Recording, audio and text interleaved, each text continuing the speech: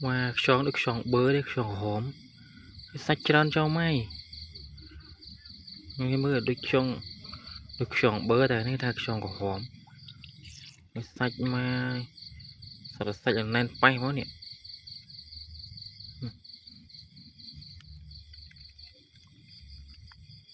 ôi khăm mê đi sạch lỗ nào thì thùng mới sạch lần nên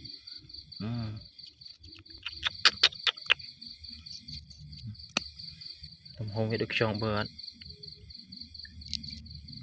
chọn lại được một